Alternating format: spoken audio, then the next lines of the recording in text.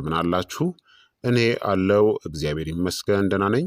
ዛሬም በጠቃሚና በአዲስ ፕሮግራም በድጋሜ ተገናኝተናል።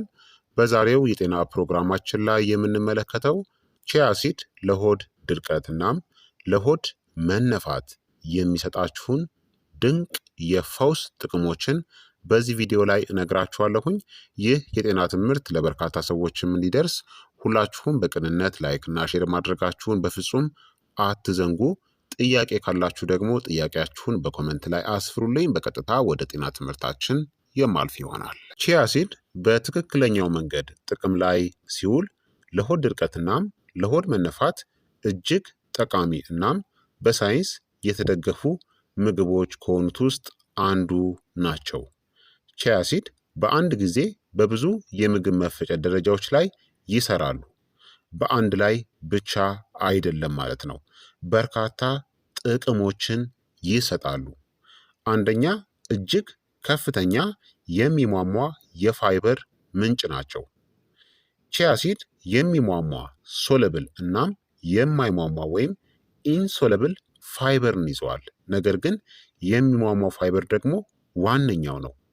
ሲዘፈዘፉ ቺያ ሲድ ከክብደታቸው ከ10 እስከ 12% እጥፍ በላይ ውሃን ይመጣሉ። እንደ ጄል ያለ ንጥረ ነገርን ይፈጥራሉ። ይህ ጄል ደግሞ የደረቁ ሰገራዎችን ያለሰልሳል፣ የሰገራን መጠን ይጨምራል፣ የሆድ ዕቃ እንቅስቃሴን ቀላል እናም መደበኛ ያደርጋል። በውጤቱም ማማጥን ለመቀነስ፣ ሰገራ በቀላሉ እንዲወጣ እናም የተሻለ የሰገራ መደበኛነትን ይደግፋል። ሁለተኛ፣ ጥሩ የአንጀት ባክቴሪያዎችን ይመግባል። የሆድ ድርቀትና መነፋት ብዙ ጊዜ የሚመጡት ካልተመጣጠነ የአንጀት ስነ ህይወት ወይም ማይክሮ ባዮም ነው። ቺያ ሲድ ጠቃሚ የአንጀት ባክቴሪያዎችን ይመግባሉ። አጭር ሰንሰለት ያላቸው ፋቲ አሲዶችን ሾርት ቼይን ፋቲ አሲዶችን ይጨምራሉ። የአንጀት ግድግዳ ጤናንም ያሻሽላሉ። በውጤቱም የጋዝ መከማቸትን ለመቀነስ፣ የተሻሻለ የምግብ መፈጨትና በጊዜ ሂደት የሆድ መነፋትንም ይቀንሳል። ሶስተኛ፣ የአንጀት እንቅስቃሴንም ያሻሽላል። ፋይበር ብቻውን በቂ አይደለም። አንጀታችሁ መንቀሳቀስ አለበት። ቺያ ሲድ የተፈጥሮ የአንጀት መኮማተርን ያነቃቃሉ። ምግብ በጤናማ ፍጥነት እንዲጓዝም ይረዳሉ። ሰገራ ረጅም ጊዜ ተቀምጦ እንዳይቦካ፣ ይህ ለሆድ መነፋት ዋናው ምክንያት ነው። ይህንን ይከላከላሉ። በውጤቱም ጫናን ለመቀነስ፣ ጋዝን ለመቀነስ፣ የተሟላ የሆድ ዕቃ ባዶ መሆንንም ይደግፋል። አራተኛ፣ በምግብ መፈጨት ትራክት ውስጥ ያለውን ብግነት ወይም ደግሞ ኢንፍላሜሽንን ይቀንሳል። ቺያ ሲድ በኦሜጋ 3 ፋቲ አሲድ፣ በአንቲኦክሲዳንቶች፣ በፖሊፊኖሎችም የበለጸገ ነው። እነዚህ የቆሰሉ የአንጀት ግድግዳዎችን ያረጋጋሉ። ከአይቢኤስ እንደ ኢሪቴብል ባወል ሲንድረም መሰል ምልክቶች ጋር የተያያዘ ብግነት ወይም ደግሞ ኢንፍላሜሽንን ይቀንሳሉ። የአንጀት ግድግዳ መዳንንም ይደግፋሉ። በውጤቱም ቁርጠትን ለመቀነስ፣ ምቾት ማጣትን ለመቀነስ እናም የተረጋጋ የምግብ መፈጨትን ይኖራችኋል። አምስተኛ፣ የተፈጥሮ የውሃ ይዘት ማሳደጊያም ነው። የሆድ ድርቀት ብዙ ጊዜ ድምፅ አልባ የሰውነት ውሃ ማጣት ውጤት ነው። ቺያ ሲድ በአንጀት ውስጥ ውሃን ይይዛሉ። ሰገራው እርጥበት እንዲኖርም ያደርጋሉ። ውሃ በሚያስፈልግበት ቦታ እንዲቆይም ያደርጋሉ። በቂ ውሃ ካልተጠጣ ፋይበር የሆድ መነፋትን ሊያባብስ ይችላል። ስለዚህ ውሃ መጠጣት ቁልፍ ነው። ቺያ ሲድን ታዲያ በትክክል እንዴት መጠቀም እንደሚቻል ልንገራችሁ። አንደኛ፣ ሁልጊዜ ቺያ ሲድን ዘፍዝፉ። በፍጹም በደረቁ እንዳትበሉ። ደረቅ ቺያ ሲድን መብላት በሆድ ውስጥ ሊነፉ ይችላሉ፣ የሆድ መነፋትን ሊያስከትሉ ይችላሉ፣ የሆድ ድርቀትንም ሊያባብሱ ይችላሉ።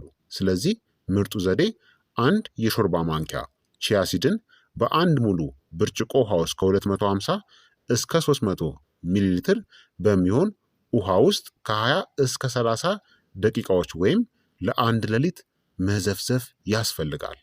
ከዛ በኋላ ነው መመገብ ያለባችሁ። ሁለተኛ፣ ለሆድ ድርቀት ለመውሰድ ምርጡ ጊዜ ደግሞ ጠዋት በባዶ ሆድ እናም ከመተኛታችሁ በፊት መውሰድ ነው። ከዛ በቂ ውሃ መጠጣት አለባችሁ። ይህ ፋይበሩ ከከባድ ምግቦች ጣልቃ ገብነት ውጪ እንዲሰራ ጊዜን ይሰጠዋል። ሶስተኛ፣ መጠቀም ያለባችሁ ተስማሚ ዕለታዊ መጠን ደግሞ በቀን በአንድ የሻይ ማንኪያ ጀምሩ።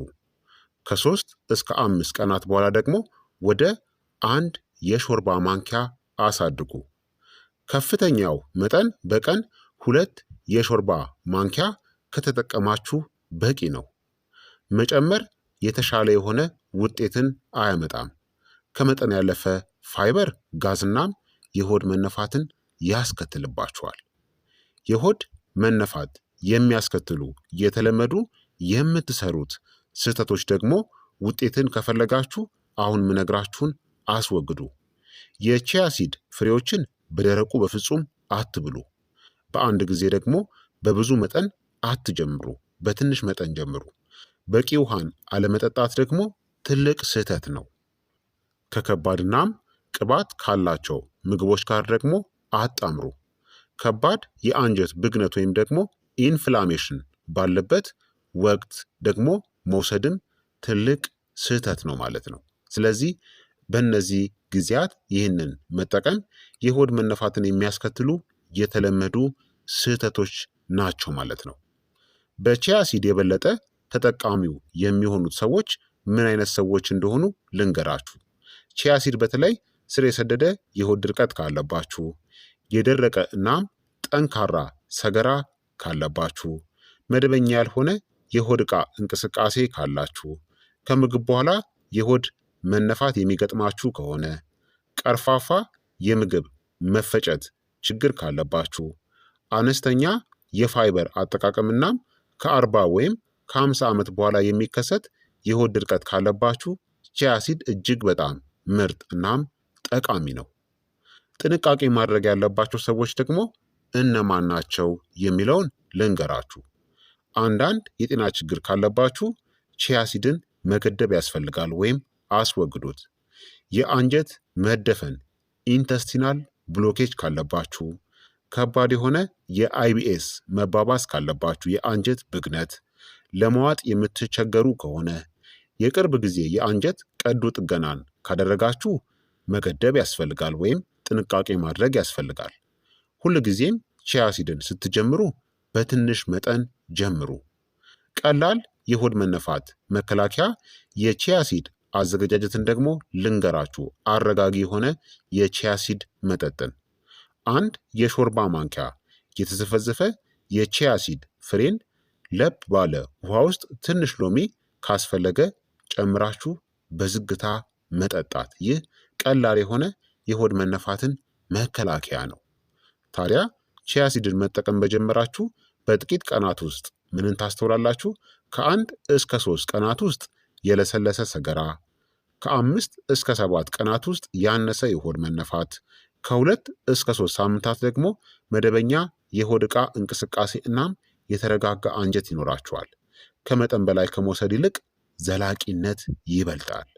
በአጠቃላይ ቺያ ሲድ አንጀታችሁን በግድ አያሰሩም፣ የተፈጥሮ ምት እንዲያገኝ ያደርጉታል። ሲዘፈዘፉ ቀስ ብለው ሲወሰዱ እናም ከውሃ ጋር ሲጣመሩ ለሆድ ድርቀት እናም ለሆድ መነፋት በጣም አስተማማኝ እናም ውጤታማ ከሆኑ የተፈጥሮ መፍትሄዎች ውስጥ አንዱ ናቸው ማለት ነው። ስለዚህ ክቡራትና ክቡራን ተመልካቾቼ የዛሬው የጤና ትምህርት እንግዲህ ይህንን ይመስል ነበረ። እንደተማራችሁበትም ተስፋ አደርጋለሁኝ። ሀሳብ አስተያየታችሁ ደግሞ አይለኝ ይላለው።